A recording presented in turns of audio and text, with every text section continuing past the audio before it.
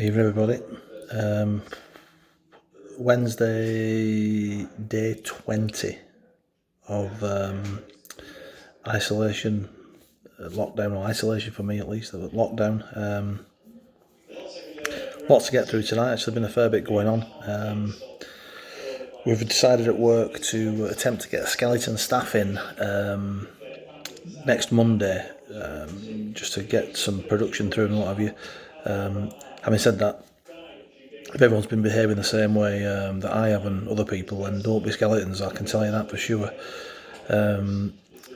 Also, I was disappointed with the lack of response and the lack of volunteers. We've asked for volunteers, and the lack of volunteers to this message we sent out to everybody. I mean, we're not asking people to go to Afghanistan. PDS can't be that bad a place to work. Very few responses at this stage. But the weather's nice outside, so maybe that's what it is. I did actually look up the meaning of the word furlough in the dictionary, and I quote, means furlough, to toss it off while the government pay 80% of your wages, stay in garden, get pissed with shirt off. Donald Trump, I mean, everybody knows he's batshit crazy. He's just getting worse, and he's absolutely bananas, right? So he reminds me of the rich kid when you were kids playing footy in the schoolyard or what have you.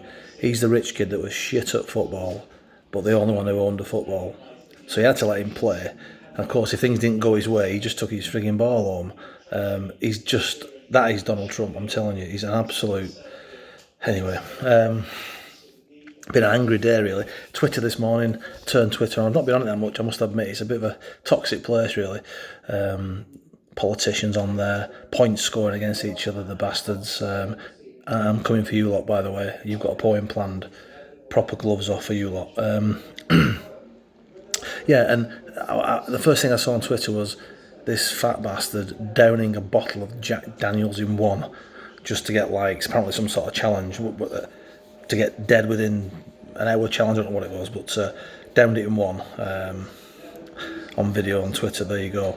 So he either threw up afterwards and got rid of it all, or he downed 2 litre bottles of Coke to wash it down. I don't know, but just what a crazy place.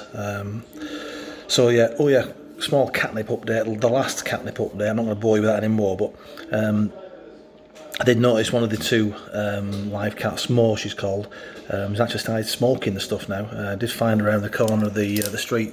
This is the actual picture of her, look. Smashed off her tits, absolutely. She's now upstairs sleeping it off. Last thing before the poem, antisocial behaviour. That's up, I've seen today. Burglars are down, which is good. Car thieves are down, but antisocial behaviour is well up because of this lockdown. 3,000 arrests for flouting lockdown rules.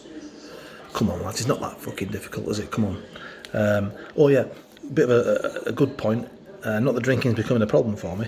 It's actually easier now. I've moved away from Corona beer to Budweiser because they have the twist-off tops. It's not the best beer in the world, but just felt it was saving time having to get the opener out the fridge and at the cupboard and you know. So twist-off tops, fantastic.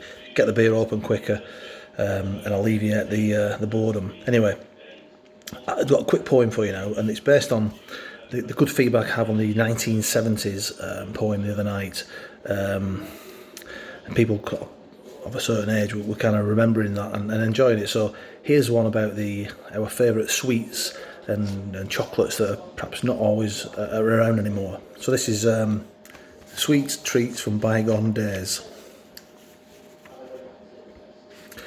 Here's my tribute to the old school treat. Sugar, no E numbers and no UE standards to meet. So much sugar, in fact, our teeth will go rotten. Now the dentist would give us all massive fillings. I haven't forgotten. A time when boiled sweets were king, and we had an endless choice. So here are some flavours, so we can all rejoice.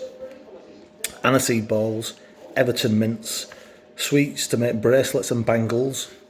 A quarter of cough candy, please, mister. Oh, and a packet of Spangles.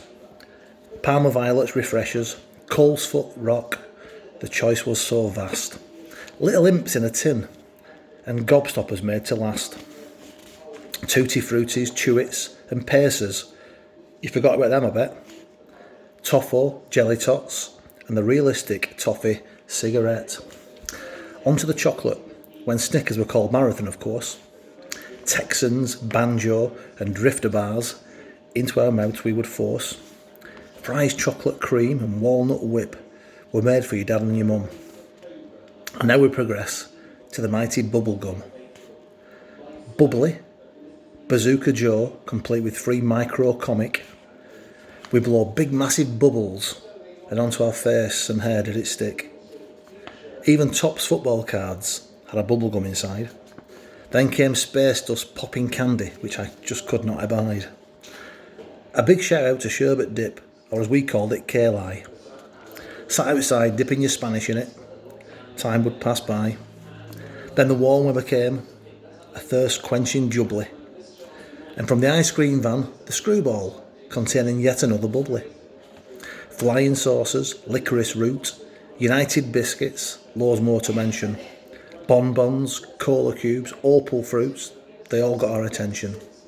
Salt and shake crisps, Caramac, and my favourite, the mighty midget gem. So I hope you enjoyed my small tribute, everyone, and remembered at least some of them. Cheers, guys. Happy Wednesday.